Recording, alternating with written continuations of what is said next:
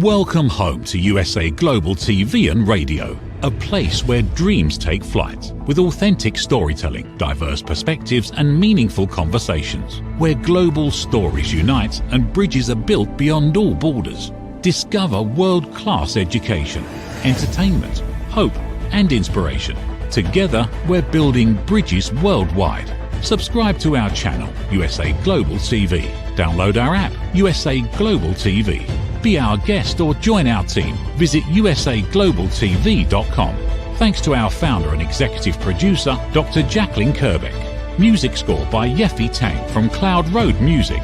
Voiceover artist Mike Porter. Creative direction by Paul Garcia. USA Global TV and Radio, your home for global connection. All rights reserved. This video and its contents are the exclusive property of USA Global TV and Radio. Unauthorized use, duplication or redistribution in any form is strictly prohibited.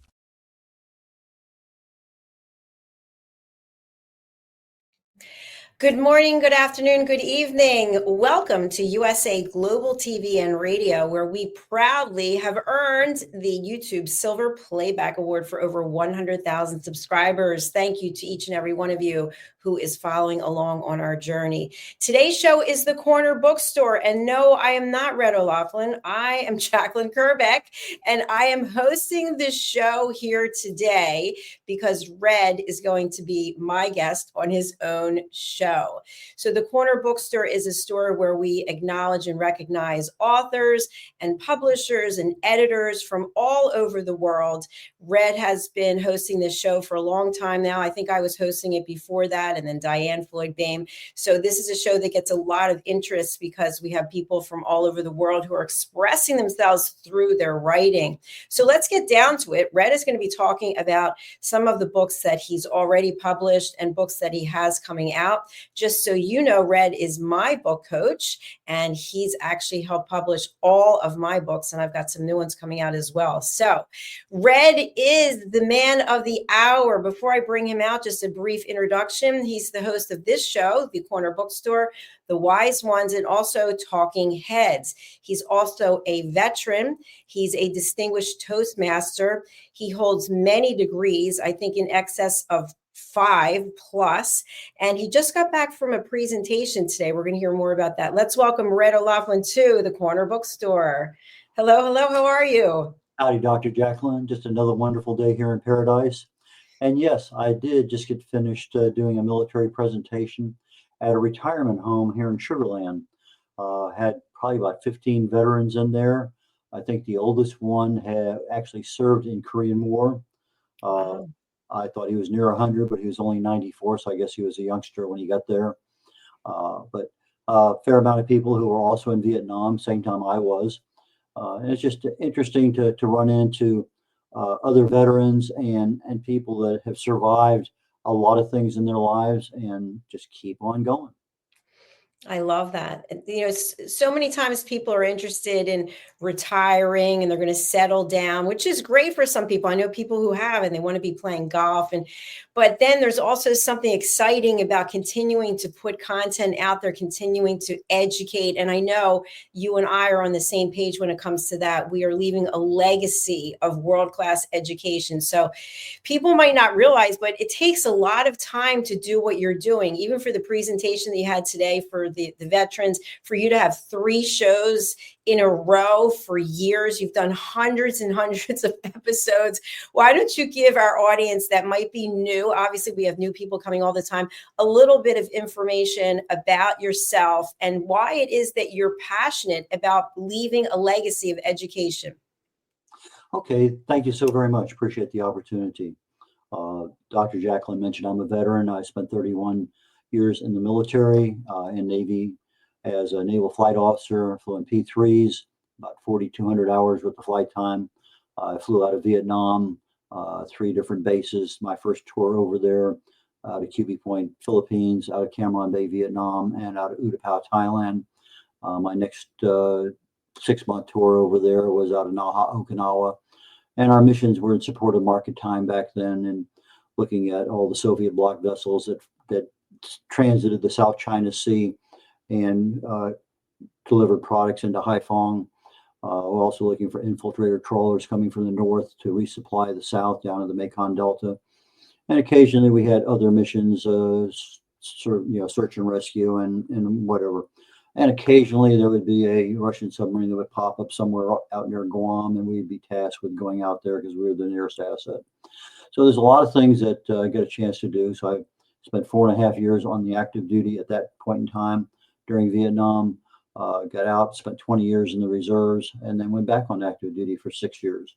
The Berlin Wall fell, and they ended up with a whole bunch of people gone because of that peace dividend. They let people go. And so I was able to find some slots. I spent 2 years in New York City, 2 years in the Alameda, California, and 2 years in Stuttgart, Germany, and retired out of Stuttgart in '99. Got to 61 countries in the world thanks to the Navy. I got my wife to 30 of them. Nowadays, since '99 when I retired, I kind of spent a few more years in the oil industry, which I did during my reserve time. Retired from there in '07 and have been doing basically, started out researching self-improvement, motivation, worked around the country with my mentor, wrote a couple books. Then my wife came down with breast cancer about 2013. Then she had surgery in 14, got clean bill of health in 15 or 16. And I switched over from self-improvement to health and wellness. My first degree was in chemistry. I've always worked in the mindset of why did this happen? What can I do to prevent it? What can I do to accelerate it if I need to do something faster? And so my focus nowadays on my writing and my speaking is health and wellness, what happens at the cellular level in the body, human body, chemically speaking. If this causes that to happen and that causes that to happen, what stops that from happening? What can inhibit it? And there's a lot of things we can do. And there's a lot of things that our bodies do because we're not feeding it the right nutritional amounts of various things. I started here. Looks like a bottle of water, but it's actually a bottle that I put in some Celtic salt or Baja Gold or Himalayan. It's got 70 to 90 trace minerals. I add a lemon or a lemon and a half to it. And so I'm using that as my morning ritual to get my body rehydrated, but also to provide some benefits in there. So I've been doing this now for about a month. And there's just little things you can change because a lot of times we don't get what we want. Now, the rest of the meals and everything, different story. Right now, I happen to be on an extended fast, primarily because it's Lent. And we'll talk about that here in just a moment. But my wife recovered fully, and as part of her gratitude for doing that, we did a pilgrimage. We flew military space A over to Rota, Spain, took train up to Madrid, and took a bus over into France, over the Pyrenees Mountains, and we walked what's called the Camino de Santiago. And 30 days, 500 miles, and we walked about 18 miles a day. And so one of the books that I'm writing right now is going to be a picture book. It's called The Road More Walked as opposed to the Road Less Walked, because at least 300,000 people or more do this pilgrimage every year.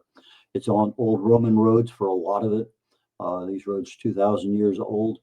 Some of them have been blacktopped and resurfaced, but some of them are still just almost in the shape they were decades ago. But anyway, so we did that, and right now I just want to, okay, as part of my giving back, well, what's this thing all about? My biggest question at that time was, what am I walking on? What's the roads? And I did and I couldn't find anything. I'm a researcher, and I should be able to find that. Well, I found one thing on YouTube. The guy's actually walking. Okay, I can see what he's walking on, but nobody really talked about what composition, what do I need to prepare for? And one of the things I learned right away when you're walking over there is that you're literally looking 3 feet in front of you because the road is so uneven, holes, all sorts of stuff. And so your whole focus is down in front of you. And that kind of opened my eyes. That's not the way we typically walk. So that's one of the ones I'm working on. I hope to have that one out by June. And then I wrote another book several years ago called Longevity Secrets for Healthy Aging, how to live to 100 years of age with the body of a 50-year-old and a mind of a 25-year-old. Well, the mind of a 25-year-old is pretty easy because we never really age past 25 in our brains. The 50-year-old, yeah, we kind of add a few extra years, a few extra wrinkles, sagging skin, a lot of things there. But living to 100, that's kind of a challenge, even for the best of us. But living is the operative word. What can we do to actually have a decent quality of life? And so my next book is, I took two things that were major causes of aging, the telomere length attached to your DNA and the human growth hormone, which is something that as toddlers, we are just producing everything in the world, just can't make enough of it. But then again, we grow from 1 foot tall to 2 foot to 3 foot to 4 and on. And so it's part of that control mechanism. But as you get in your 20s and 30s and 40s, you're making less and less. By the time you get to your 60s and 70s, you're making almost nothing.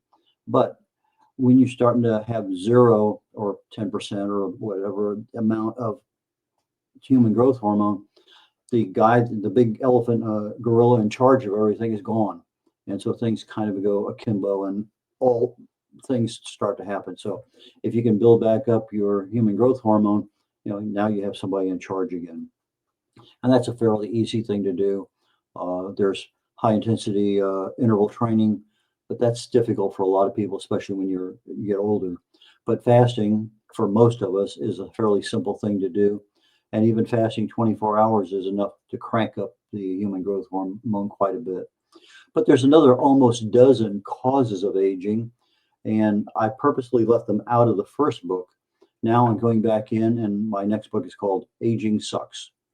And I want to be able to put in there, what are these other causes and what can you do to cancel that cause or ameliorate that cause or at least slow it down a little bit. And so those are the things that I'm trying to do. And okay, there we go. We have my Longevity Secrets for Healthy Aging, The Joy of Ageless Health right next to it with the blue coffee cup, is one where you're talking about what causes disease in the body. And I listed as stress, toxins, radiation, inflammation, infection, diet, and expectations, even expecting things to happen. So if I take you back over to No Matter What You Can Do It, it's a book based on Dr. Maxwell Maltz's Psychocybernetics that he wrote back in 1960 about why things happen the way they do. We talk about our subconscious mind being in charge of 97% of everything we do. Well, that's what No Matter What You Can Do It delves into the brain. Well, if you have expectations, let's say your grandfather died at 53 of a stroke, your dad died at 51 or 49 of a stroke. All of a sudden you have a predisposition, an expectation. I'm not going to last past 50. And so you adopt a lifestyle that you're going to be no longer here at 55. So you expect that your body's going to produce it, your mind's going to help everything happen. So expectations mean an awful lot in our lives. The first book there, Understanding the Causes of Alzheimer's Disease.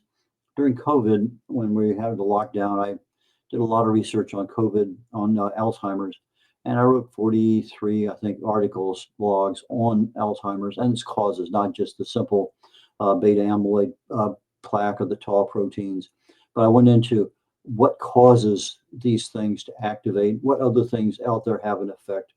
And so there's 43 blogs that I took and concatenated, put them back to back, put them in the book in chronological order, and a lot of detail within that particular one. I did a session recently on the Talking Heads portion here on the USA Global TV and Radio Network, where I went into detail about the majority, and I actually added probably 3 or 4 or 5 new things that I had uncovered that I got a file over here that I may want to update this book down the road.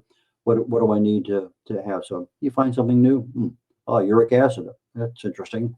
Why would that have some effect? And when you start going in there, you find out. So I added a few other ones. One of the ones we're going to be talking about here very shortly is called Heaven, the Final Destination. So I'm going to hold that off to the side.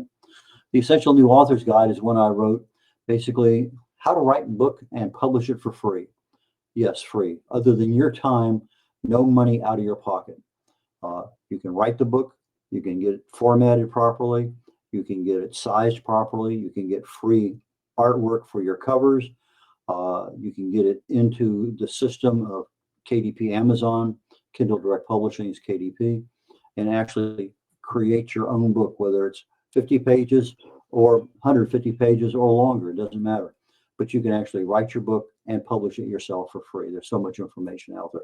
And I provided you with almost a checklist and a process to do that. My last book I put out last June, Failure is Not an Option. And I fell in love with the space age way back when. And one of the tenets of the Mercury space program for 7 flights was failure is not an option. And we're putting men on the moon and we're bringing them back home safely. And so when you start looking at everything that happened, a lot of things happened way back when. Some of those things we forgot about. It's like one of the shortest space flights ever was about 2 to 3 inches. The rocket took off, didn't go anywhere, landed right back down on the ground again, burnt itself out as far as the fuel went. And that was it. A lot of things happened with that particular one. But again, it's one of those things we don't remember. We remember some things very well, Apollo 13, for instance. But Failure is Not an Option is your basic book on what can you do to succeed. And the first half of the book is basics. But the last half of the book is where the real meat is at, because I add some new things in there that some of them I don't even find in other success books, because they're a different way of working with the subconscious mind. And that's the one you got to overcome, because this is the one that's going to actually prevent you from doing something. Why? Because when you fail at doing something, that's one of the things that your subconscious mind doesn't want to have happen: embarrassment. So if you're embarrassed about something, your whole psyche is going to be, I don't want that to happen again. And so when you have that happen, your whole mindset's going to be, even though it may be good for you, I want to write a book, I want to walk the Camino, I want to lose weight. But if you have a history of failure trying to do those things, I want to learn a new language, your subconscious mind is going to actively stop you from pursuing it. So anyway, Failure is Not an Option is that one. But the one that I'm going to talk about here right now, Failure is Not an Option. If I can get that one up there. I mean, Heaven, the Final Destination. I've been a Catholic since before I could remember. I'm the oldest of 9 kids. Very definitely a Catholic family. Parents believed in it strongly. Went to all the things young Catholic kids have to go to. Got all my sacraments, did all that stuff. But in the process of doing my research, the cause and effect portion of why do things happen, I was at a retreat at my church, and the retreat master that came in there, Father Larry Richards, I think is his name, one of the first questions he asked is, do you know anybody in heaven? Anybody who's actually in heaven? And of course, nobody raised their hand. We're looking around, well, how do I know? Well, that one little sliver question was enough to plant it in my brain and say, I need to do some research on this. How do I know a person gets to heaven based on the tradition, sacred scripture, the Catholic Church, everything that is approved and advocated, that gives me a strong level of indication of, okay, this is true. And that's what I did. I wrote the book. It's I give you all sorts of references to where things are. And in the process, I'm not going to cover the content here because the content will be covered in my show today called Talking Heads. But it was a different kind of research. I'm not used to researching the Bible or the Magisterium or some other aspects of sacred scripture. But I did a lot of looking at videos of saints that had interactions with the Blessed Virgin Mary or Jesus. And there are certain promises that were made. You do this, and I promise. Okay, well, if there's a promise there, that's probably something to stand on. And so, if you promise your kids you're going to take them to the zoo if they behave themselves, or you're going to take them out to McDonald's, that's a promise, a parent to a kid. If your boss promises you a raise, if you meet all these criteria, that's another promise. But you start getting into the spiritual world. Now, most of my research and everything that I have done has always been on the physical and emotional and mental aspects of our lives. I've been what I consider more than decent as far as my spiritual life goes, but it's nothing I've ever researched, although I have a lot of time that I do some level of research. And I've talked about it. I talked about my fasting talk on Talking Heads of some of the people, some of the saints that literally lived for decades. I think 60 years is the longest. And all they had was the little host, and that was it. In some cases, wine once a week. So how can you live on that and not die of starvation? Now, I mentioned this morning to the gang, most of them were my age or older, so they were aware of things. Like I said, one of the guys was actually in combat in Korea. Quite a few of them were in Vietnam. So one of the interesting things that I was doing for research for this book, The Heaven, is the fact that the atomic bomb was dropped at Hiroshima and was dropped at Nagasaki. Well, a couple hundred yards or so away from dead center of the atomic blast, there was probably still is, a Jesuit church. And I think 5, 6, 7 members of that church were saying the rosary very early in the morning when the bomb was dropped. Well, the windows were blown out, the walls were crushed. But everyone in that little community, just a half a dozen people, nobody had any ear damage, nobody had any eye damage, nobody had any radiation poisoning.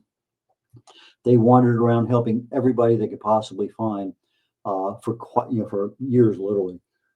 And for decades, most of them lived without ever having any radiation sickness whatsoever. Same thing happened in Nagasaki. I think it was a Franciscan church there.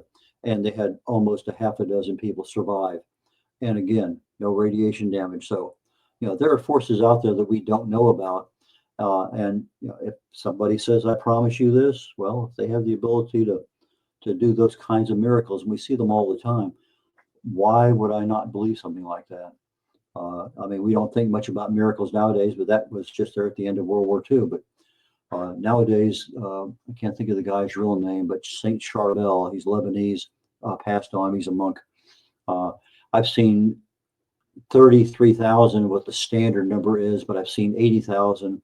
But I know when you look at some of the videos, they're saying they're processing 5,000 a month, and they have a backlog they can't even keep up with of miracles that people, prayed to Saint Charbel and something happened miraculously. So from the spiritual end of things, I think there's a lot of things out there. We in our early lives are bulletproof for all practical purposes. Our health. We eat whatever we want. We don't care. We don't care if we exercise or we overdo it. We do stupid things. But as we get older, we get a little bit smarter. But same thing. You may have been raised a Catholic or another religion, and then all of a sudden you get to be a teenager, and for whatever reason you lose interest in it. And it's maybe decades later that all of a sudden now your spiritual life becomes important again. And when it does, maybe you have to do your own research in order to find, what do I really believe? I know what I'm supposed to believe, but what else is out there that for whatever reason I don't know because I haven't been at the right place at the right time. And those things are available, but we just don't take advantage of them. So with that being said, I'm going to cut back to Dr. Jacqueline and bring her back in, because I know we're working on 2 of her books right now. And one of them is going to be out by the end of May, and the other one probably in June. So ask me a question about my books that I didn't cover, and I'll go there. And then I'm going to ask you a quick question about your 2. So we can get both sides of the interview in today. Fantastic. Well, thank you for sharing all of that. And it's really incredible what you've accomplished, Red, and that you continue to accomplish, not just with your own work, but with all of your clients and also all of your guests on these shows. My question for you is, you and I have discussed about various ways to actually make an income from selling books. Most people are not making an income that they could live off of. And you do a number of in-person book signings. You actually mentioned to me about reaching out to local libraries, that they actually have budgets. So can you share with our audience the reason why you are so adamant about writing books? Is it to make money? Is it for credibility? Is it to leave a legacy? What comes up for you when I ask that? Absolutely right. Everything you mentioned. Let's start with the last one. Legacy. What legacy do we leave? I never knew either one of my grandfathers. I was too young. My fraternal grandfather and fraternal grandmother, they were not part of my life, even though I was in their home for a very short period of time. I have no recollection of them. I have absolutely no recollection of my maternal grandfather. I remember seeing my maternal grandmother maybe 3-4 times in my life. So whatever legacy they had, I have no idea. Nowadays, with videos and books and audios, there's so many avenues to leave some level of legacy of who you were, what did you do, what contributions did you have, what value did you add to your family, to neighbors, to society. We just had our first great grandson a little over a year ago. And one of the projects I have is to create a YouTube channel where I'm going to do a 10 or 12-minute video and talk about, where was I way back when? What was I doing? What was important? What things kind of stand out? What can I remember? Where I have a core dump of my life that's available for my great grandson, but it's also available for other members in the family if they want. So I'll put it on a privacy setting on YouTube, and those who have the right key can get in there and view whatever they want. So from a legacy perspective, you write a book, there's a lot of value in there, you share it, very definitely that. Credibility, when I'm introduced or I introduce a speaker and I say, here's Dr. Jacqueline Kerbeck, and she's talking today on listening, and she's the author of 3 books on listening. She's this and this and this. And when you say that the person has written a book, their credibility goes up instantly. In fact, I didn't get into the publishing end of things until I gave a speech at a Toastmaster meeting, and I talked specifically about credibility. I said, you're introduced as, here's your topic, but you also wrote a book on this topic. And that's kind of a big deal. And this guy, about a year later, after I'd given that talk, says, hey, I wrote this book. I can't get it published. Can you help me?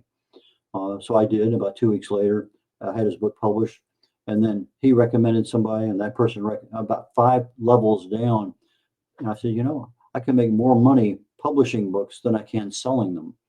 Now, selling is difficult on a good day, but I found that if I have a decent audience, I can generally sell out a couple boxes of books in the back of my car. But again, it's that in person, get to know everybody, answer their questions, add the real value of why they should spend money for your book. You don't always get that chance when you're just on a 5-minute video here, there, or yonder, or you're typing a book about something. And we see this all the time. So if you have the ability to have that book and you're speaking, great. If you're not speaking, that's fine too. Maybe you have a business and you're not a good speaker, and sometimes you kind of mix up things a little bit. Oh, I should have told them about that. Well, if you end up handing them a book saying, well, here's what I do, and dog grooming, for instance, cake decorating, it doesn't matter what the subject is. You're an expert. You have credibility because you have a book. And so the writing is not difficult. I tell people, Dr. Jacqueline, tell me about the first car you ever had. And if you structure writing as if you're answering questions in an interview, and ahead of time the interview questions, and you have a chance with each question to put 4, 5, 6, 7, 8 bullets in there. These are the things I want to talk about. This is the order I want to talk about them in. And I'm interviewed by somebody, so I give an answer. It's recorded. There's software that will take the voice and convert it to text. Now I have a chapter. So I got to talk about first one time I'm driving over the High Bridge in Corpus Christi, and all of a sudden the car starts to shake and big loud sound, and everything starts slowing down dramatically. Nobody around, and all of a sudden I noticed one of my tires is going down the down ramp of the bridge. I'm up near the top.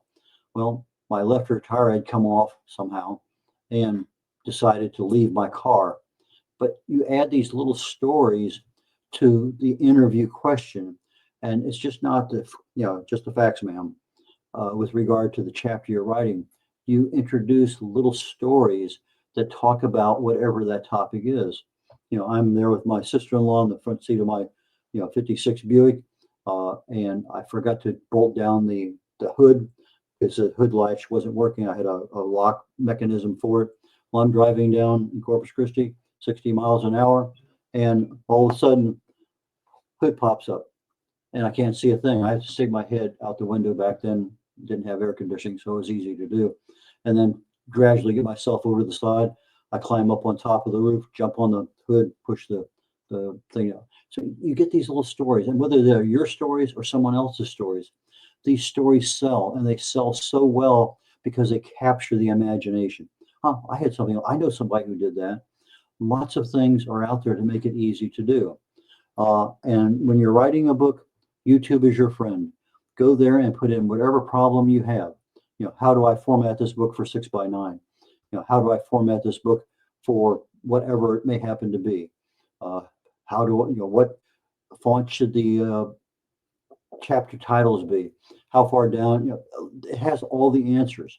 You may find it on Google, but I can stop the YouTube playing, go back to what I'm doing, do it, go back over to the video, on again, okay, off again, and I go back and do it. I've done this many, many, many times because of installing new software, doing this. I can't remember how do I put no numbers at the very front of the book, Roman numerals in this section of the book, and Arabic numbers in this part of the book. And it's not difficult, but it's not something I do all the time. And sometimes I got to go back and watch a video. So YouTube is going to be your friend when you're writing a book. Same thing with publishing. How do you create an author account on KDP Amazon? Okay, look it up. There's a YouTube. On, off, go do it. On, off, go do it. And that's as simple as it gets. If you're writing a book in KDP Amazon, they actually have the ability to generate a cover for you based on your title and subtitle. Now, what I tell my clients is that, you may have a title, Heaven, the Final Destination. Well, okay, that's a nice title. But the subtitle is the one that carries the key words that really tells people about what that book is about. In other words, in this particular one, I'm saying, how to get to heaven bypassing purgatory. That's the basis of this particular book. Okay, I die, I'm going to go to heaven, but I don't want to spend 40 years or 4,000 years or whatever the amount of time is, it doesn't matter. In purgatory, I'd like to bypass it, wave at it as I go by, and enter heaven. So there are certain things within the Catholic Church that they say, you do this, for instance, last rites. If you're alive, you have last rites, and you die shortly thereafter, the precept of that particular sin gives you an apostolic indulgence, which says that every part of your sin is forgiven. Okay, just a plenary indulgence that you typically get will do that, but not the same thing as an apostolic indulgence, which literally takes you back to almost being baptized again, and everything's wiped out. So there's a lot of things in there that's available, but for whatever reason, I'm not finding it, or I'm not exposed to it, or I don't know the right places to go. Doesn't matter. I can do my own research. So when you're getting down to the cover, you get everything in there. I show people, my clients, let's say you're writing a book on cake decorating. Well, let's go take a look at who your competitors are. And you go into there and you look at, here are the top 25, the top 50 covers of books that have sold millions of copies. What do they look like? Do they have certain colors? What's the font size? What pictures are on there? Some books you see, they have pictures of the author. Some other books, they don't.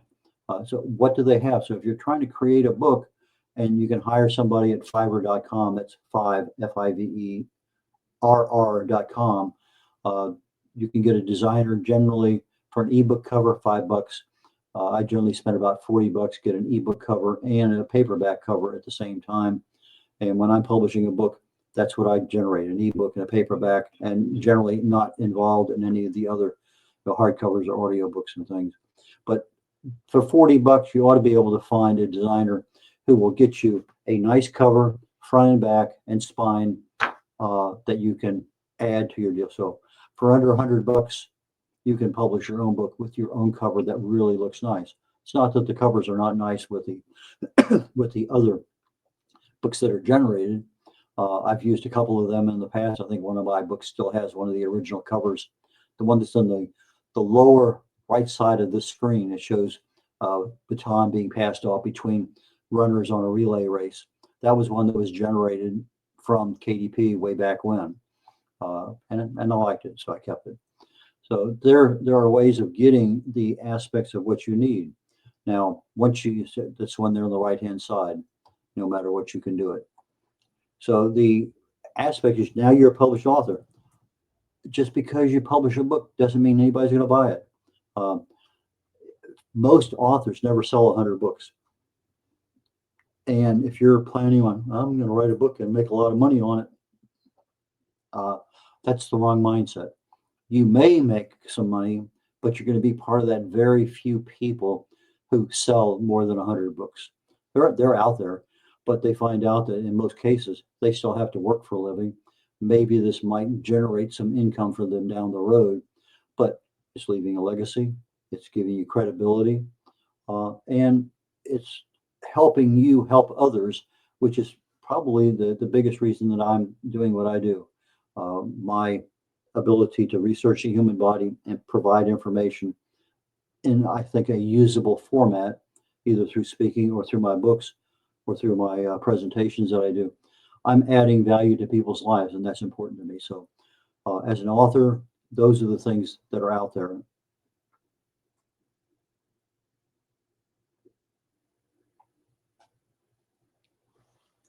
You're muted, Dr. Jacqueline. Thank you, Red. That was quite comprehensive, much appreciated. And we're actually at the end of your show, believe it or not. You've got 2 shows after this.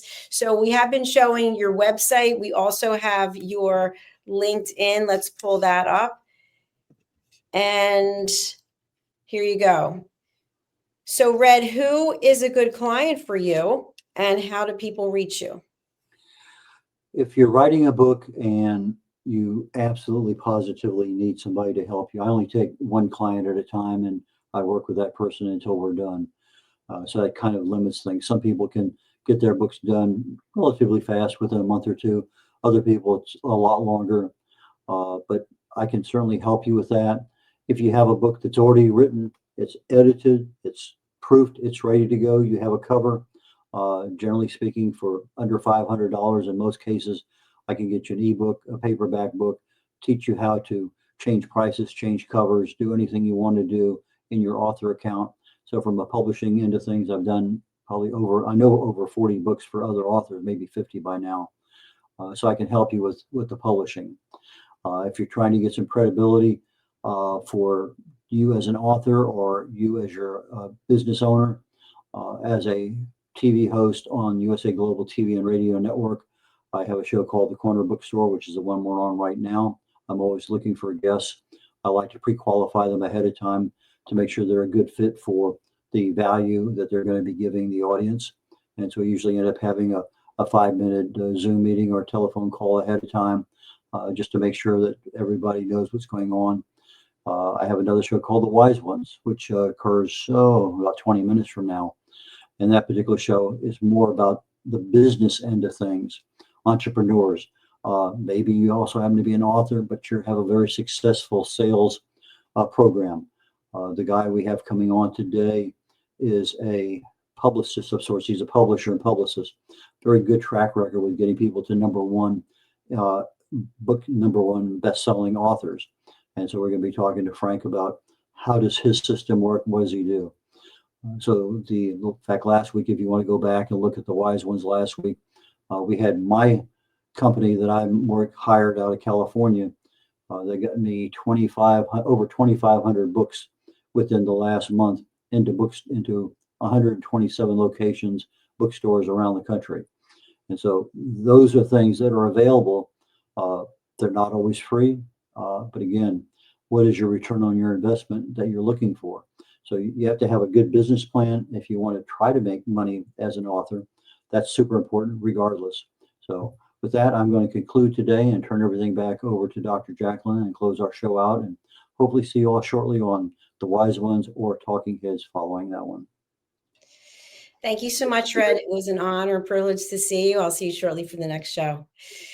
Thank you, everyone. Please do reach out to Red. We have shared his website. We've also shared his LinkedIn. I've been working with him for, I think, 4 years now. You will not find a person who is more honorable and more punctual and gets things done. I love that about people in the military, not only serving our country, but they just have the discipline and structure that really helps people, clients like myself, who can be a little scattered sometimes working with Red. He keeps me on task. He keeps me on point, which means I get things done. So please do reach out to him. We are signing off now with a message from some of our sponsors, and please do stay tuned wherever you are. If you haven't subscribed to our YouTube channels yet, why not? Get with it, people. I'm kidding. Go over to YouTube, to USA Global TV and Radio, and subscribe. Click the bell, and also go to YouTube, Dr. Jacqueline Kerbeck, our second channel. We've got, I think, over 27,000 subscribers now, and we estimate that we'll be at 100,000 on that one as well this year. So double for 2025, both of our YouTube channels. All right. Thank you again. Please refer people who want to share their story. Go to our website, usaglobaltv.com.